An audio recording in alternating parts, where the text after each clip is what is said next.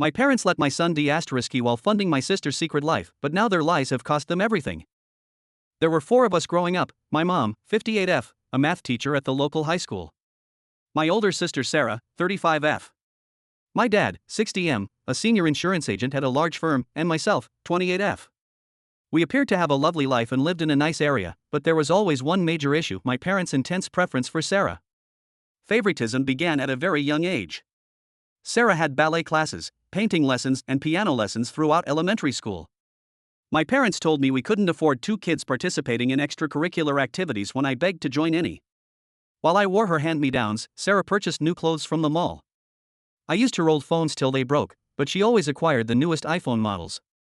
Sarah requested braces at the age of 13. Without hesitation, my parents paid $6,000. When my dentist informed me a year later that I also required braces, they indicated we would have to wait due to financial difficulties. I still have crooked teeth at the age of 28, and I never got them. Sarah received a brand new Honda Civic for her 16th birthday. They advised me to work and save money for a car of my own when I became 16.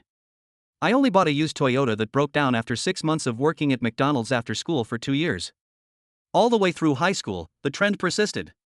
While I had to work part-time jobs to pay for necessities like clothes and school supplies, Sarah was free to concentrate only on her education and enjoyable hobbies.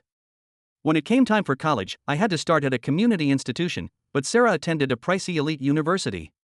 My parents covered all of her costs, including a condo close to her college and a semester abroad in Paris. To pay for my textbooks and bus fare to school, I worked 2 jobs, one as a campus library assistant and another at a coffee shop. After transferring to State University, I was in my 3rd year when I met my spouse, James, 30M. He worked part-time at the college IT department while pursuing an engineering degree. I felt like someone actually cared about me for the first time when we started dating. James was also from a middle-class family, but when he was in high school, his parents died in a car accident. He worked hard to pay for college while living with his aunt during high school. Before we were married, we dated for 3 years. We were saving money for a down payment on a house, so I planned a little courthouse wedding, but James felt that since it was a once-in-a-lifetime event, I should have a genuine wedding. We organized a little ceremony for perhaps 50 people in a nearby church. Sarah said she had an important work meeting, therefore she didn't arrive. Sarah had arranged a family vacation for that weekend, so my parents nearly skipped it as well. When my mom's sister confronted them about it, they abruptly changed their plans. Tommy was born to me 2 years after we were married. With terrible morning sickness and gestational diabetes, the pregnancy was difficult from the beginning. The worst news arrived in 32 weeks. Doctors discovered Tommy's significant cardiac issue during a routine scan. They stated that beginning immediately after delivery, he would require multiple procedures over the course of his life. Despite our grief, James and I were committed to doing everything in our power to ensure our son's health. The day following Tommy's birth, his first surgery was performed. Although the majority of the $150,000 was covered by insurance, we still had to pay $30,000 out of pocket. We took out loans and spent all of our savings. James began putting in extra hours at his engineering job and taking on weekend freelancing work. I was caring for Tommy while working from home as a virtual assistant. Tommy had to have another operation 6 months later. I turned to my parents for assistance because we were already having trouble paying for the initial operation. They had just returned from a Mediterranean cruise with Sarah that lasted 2 weeks. I stated to them that we had previously sold our car and made every feasible cut while displaying all of our medical expenses. They claimed they couldn't help since they were facing financial difficulties. I didn't know the truth, so I trusted them. We barely made it for the following year and a half. James put in 80-hour weeks until he became so worn out that he passed out on the job. I started taking on additional virtual assistant jobs and began using eBay to sell items from our home. During this period, my parents took 3 family holidays with Sarah and gave her a brand new Mercedes for her birthday. They said that because Sarah worked well in finance, she was responsible for paying for all of these. This turned out to be a lie. Tommy deteriorated significantly last month. His heart suddenly stopped working correctly, necessitating emergency surgery that would have cost $50,000. We didn't have a method to get that much money fast, and our insurance had hit its annual cap. I begged my parents for assistance once more, this time down on my knees. I offered to sign a formal agreement promising to give them our house, double the money they owed, and anything else they desired. They declined once more, stating that recent medical expenses had depleted their savings. We were unable to pay for Tommy's surgery, therefore he passed away 2 days later. He had just turned 2.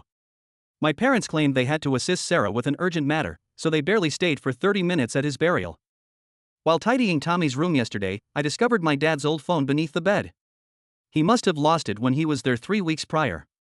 I checked the phone, which was still functional, and discovered hundreds of texts between Sarah and my parents. I learned the truth in this way, and it ruined what remained of our family. Sarah had been leading an entirely different life, one that none of us were aware of, according to the texts. She had 3 children in Florida with a man named Mark after 7 years of marriage. All this time my parents had been providing for them financially by giving them large sums of money each month. I read through all of the messages for 5 hours. My parents sent Sarah $5,000 a month to cover everyday expenditures. Each of her 3 children attended a private school that they paid $2,000 a month for. They provided coverage for their families' trips to Hawaii and Europe. They spent $400,000 last year on a Hamptons vacation home. My parents even covered the cost of their weekly lawn care and house cleaning service. The most recent correspondence concerns Sarah's desire to purchase a beach property. My parents sent Sarah $75,000 for the down payment 5 days before telling me they couldn't save Tommy. Additionally, there were notes about the 3 new iPads and game consoles they had already purchased for Sarah's children as Christmas gifts. The gifts that each child received exceeded the expense of Tommy's surgery. Our monthly family dinner was held today. Every month on the last Sunday, my aunts, uncles, and cousins all gather at my parents' house. In an effort to keep the family close, my mom established this custom 5 years ago. Typically, about 25 individuals show there. Sarah consistently excused herself from these dinners by citing work obligations. I now know that she was in Florida with her clandestine family. I went to supper with my dad's phone. I used screen mirroring to link the phone to the TV after everyone had finished eating and gone to the living room for coffee. I displayed the financial transfers, the communications, and the pictures of Sarah's covert existence to everyone. I told her how my parents refused to help save their dying grandchild, but had paid her $75,000 for a beach house. My mother began to cry and reached out to give me a hug. I stepped back from her. Sitting there, my dad gazed at the floor. With a sneer on her lips, Sarah, who had actually attended this meal for the first time in years, simply sat on the couch. She informed everyone that I was being dramatic as usual and that they should realize that she had 3 children to support and so needed the money more. I questioned her about if Tommy's life was more important than her children. I was crazy for drawing similarities, she said. My mother made an effort to clarify that Sarah was their top priority as she had always required more assistance and had been more emotionally sensitive. My dad went on to say that they assisted Sarah because she lacked my strength and independence. My Aunt Susan questioned them about how they could afford to spend thousands on Sarah's beach mansion and still allow their grandson to die. My parents couldn't respond. Other family members began inquiring about the several occasions my parents and Sarah had taken out loans from them under the pretext of crises. Sarah became irate and said that I had no right to reveal her personal information. She claimed that if anyone learned about this circumstance, her children would suffer from trauma. I informed them that they were no longer my family. In order to purchase a beach property for Sarah, they witnessed the death of my son. I told them that their decisions had killed them, just as Tommy had died. Sarah began to yell that I was jealously attempting to ruin her life. She claimed that because our parents loved her more, I had always envied her. I banned their numbers after leaving their home. I was followed by several family members who promised to help me if I decided to file a lawsuit. Sarah and my parents have been blocked on social media by the majority of my cousins, but some relatives are emailing me to say that I went too far by disclosing Sarah's secret in public. They believe I ought to have dealt with it in private. James agrees with my decision to stop communicating with them, but he believes there was a better way for me to reveal the truth. I don't care anymore, but he is concerned about how this may impact our ties with our extended family.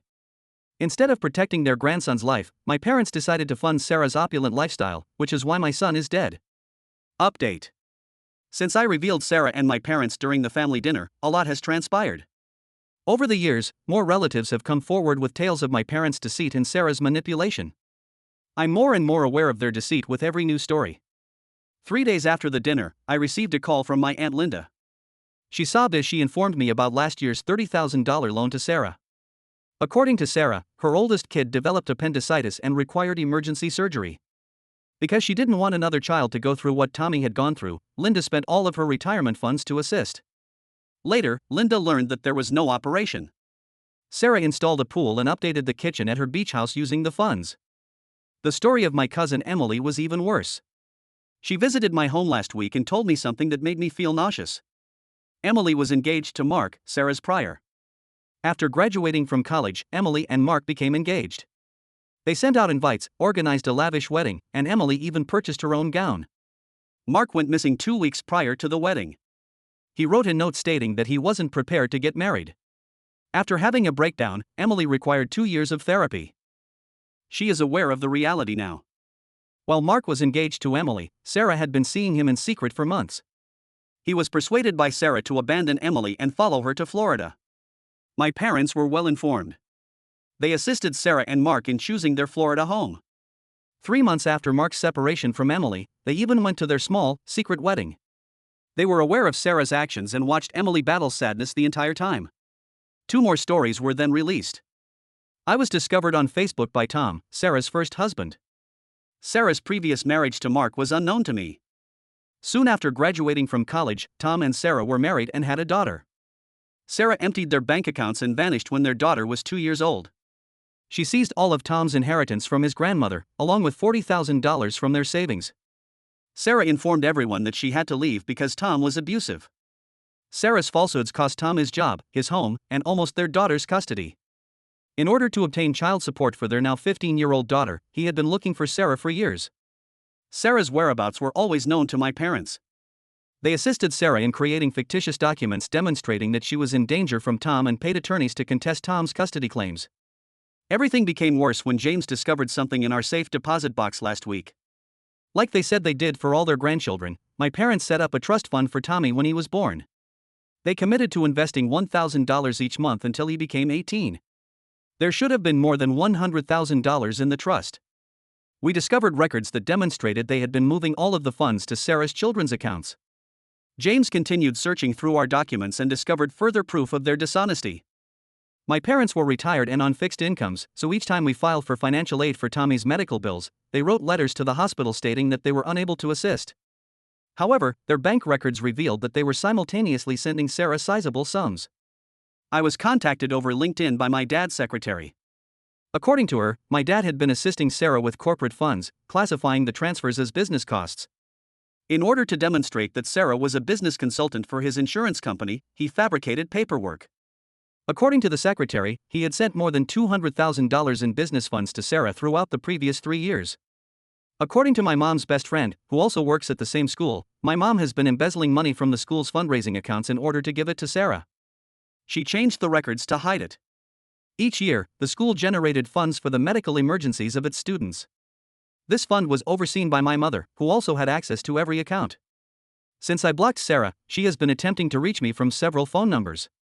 She occasionally threatens to sue me for violation of privacy and defamation. At other times, she calls in tears and says that Mark is questioning her about her history and she wants my assistance. She said in her voicemail yesterday that if I didn't stop anyone from looking into her finances, she would tell everyone that I had abused Tommy. Yesterday, my parents issued a letter via their attorney. They said that if I agreed not to sue them, they would create a new trust fund for my future children. To demonstrate their good faith, they promised to contribute $200,000 right away. They also wanted me to sign a non-disclosure agreement in the letter, which said that I would never speak about Sarah's life or how they helped to sustain her financially. A number of family members have severed all communication with Sarah and my parents. After learning of what transpired, my dad's golfing pals have ceased inviting him to their weekly events. The other members of my mom's book club, who were primarily the parents of her students, no longer wanted to get out with her, so she had to dissolve it. The most challenging aspect is that pictures of Sarah's family traveling to upscale locations while Tommy was ill kept turning up. The same week that we were pleading with my parents to contribute to Tommy's last surgery, someone discovered photos of Sarah's family at Disney World. The matching outfits Sarah's children are wearing in the pictures cost more than what we had to buy to save my son's life. Second update, our attorney discovered something that clarifies a lot of my parents' actions, particularly their strong preference for Sarah. Sarah is not their biological daughter, as we found out. At the age of 2, she was adopted. They didn't tell anyone, not even Sarah. While our lawyer was looking into the missing trust fund funds, the adoption documents surfaced. Sarah was adopted by my parents following my mother's 4 miscarriages. Because they were concerned that it would impact Sarah's feeling of family, they chose to keep the adoption a secret. Not even our grandparents were informed. In order to avoid being questioned about the unexpected arrival of a 2-year-old, they relocated to a different city immediately following the adoption. The attorney also discovered proof that my parents had assisted Sarah in her scam throughout the years. My parents hired someone $155,000 to fabricate transcripts indicating Sarah graduated with honors after she left college after 2 years. They had a business associate of my dad write fictitious work references for her. Sarah never worked anyplace. All of the jobs she claimed to have had throughout the years were fictitious. In order to obtain credit cards and loans, my parents assisted her in fabricating an identity. They obtained phony papers by using my dad's contacts at the insurance firm. Sarah obtained over $300,000 in loans from various banks using this fictitious name. My dad's business provided the funds that my parents used to make the payments. Sarah lost all control when our lawyer informed her about the adoption. She posted all of this on Facebook. She disclosed how my parents assisted her in stealing Emily's hiding from her first husband and concealing her credit card theft. She even acknowledged that she had made false claims regarding the abuse of her first spouse. Sarah shared images of text exchanges that demonstrated how my parents assisted her in fabricating a medical emergency so she could get family members to lend her money. She had a routine. She would choose a financially secure relative, fabricate a narrative about one of her children requiring medical care, and have my parents verify her account. In this way, they conned at least 7 different relatives. At last, my parents sobbed and told our lawyer everything. They have supported Sarah and her family with over $500,000 over the last 10 years. They borrowed funds from their retirement accounts, took out second and third mortgages on their home, and my dad even embezzled from the client accounts of his business. I was even more incensed by their response when the lawyer questioned them about why they chose to let Tommy die rather than assist us. They said that if they stopped providing Sarah money, they would be cut off from their grandkids. According to my dad, if the kids ever stopped supporting Sarah's lifestyle, she had threatened to vanish with them. My mother acknowledged that she was aware of Sarah's scheme to take Mark away from Emily. She claimed that Sarah had confided in her that she would stop at nothing to win Mark's affection. Rather than intervening, my mother assisted Sarah in setting up private sessions with Mark. Even the note that Mark left for Emily was written with her assistance. Our lawyer now works with Tom, Sarah's first husband. He has evidence that my parents assisted Sarah in fabricating accusations of domestic abuse against him. To fabricate medical records indicating injuries, they hired a physician. With the aid of these documents, Sarah was able to get restraining orders against Tom, which barred him from visiting his daughter for several years. When my dad's business learned about the stolen funds, an internal investigation was launched. He had been fabricating insurance policies and keeping the premiums, they found out. He used the funds to support Sarah and created policies for non-existent people. He was dismissed by the corporation and is facing criminal prosecution. Concerned about being linked to my dad's scam, a number of his business associates have severed their connections with him. After parents protested that their children were being taught by someone involved in fraud, my mother was forced to leave teaching early. Additionally, the school is looking into the disappearance of dollars from student activities funds. In order to cover their legal expenses, my parents had to sell their home. They could be charged with fraud, embezzlement, and aiding in the creation of fraudulent documents. For making fictitious police reports about her first husband, identity theft, and financial fraud, Sarah is under investigation. Over the last 6 months, everything with my family has dramatically changed. In order to settle their legal debts, my parents had to sell their home and the majority of their belongings. They currently reside on the opposite side of town in a little 1-bedroom apartment. My dad needs to repay $400,000 that he took from customer accounts after his company won their lawsuit against him. Unfortunately, no insurance firm will hire him, so he is now working as a night security guard. After Mark learned about Sarah's first marriage and all of her falsehoods, her life completely collapsed. Even more information about her past was discovered by the private investigator he hired. Prior to her first marriage, Sarah had another child from a previous relationship. She never mentioned this child to anyone and relinquished her parental rights. The fact that she had left 2 children behind before becoming his wife and father repulsed Mark. Mark obtained full custody of their 3 children after filing for divorce. The judge concurred that Sarah's past of deception and desertion made her an unfit mother. She is not even permitted to visit the kids unattended. Mark and the children returned to their hometown in Texas. He had to obtain a restraining order since Sarah kept creating fresh social media profiles to reach him. Tom, Sarah's first husband, won his appeal for retroactive child support. Sarah was ordered by the court to give him $150,000 plus interest for the year she was missing. They are seizing the meager fortune she received from our grandma last year since she's unemployed and unemployed. Now 15, Tom's daughter won't talk to Sarah or my parents after finding out that they assisted in keeping her from her father.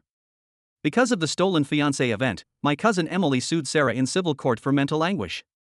Sarah and my parents planned the entire thing months in advance, according to old emails that Emily's lawyer discovered. Because Mark's family was wealthy, they specifically targeted him. Last month, the matter was resolved out of court, but as a condition of the deal, Sarah had to give Emily her beach house.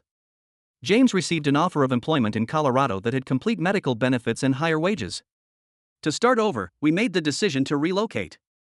We're keeping it quiet this time, but I'm 4 months pregnant. The only people who are aware of the pregnancy are my Aunt Linda and 2 cousins.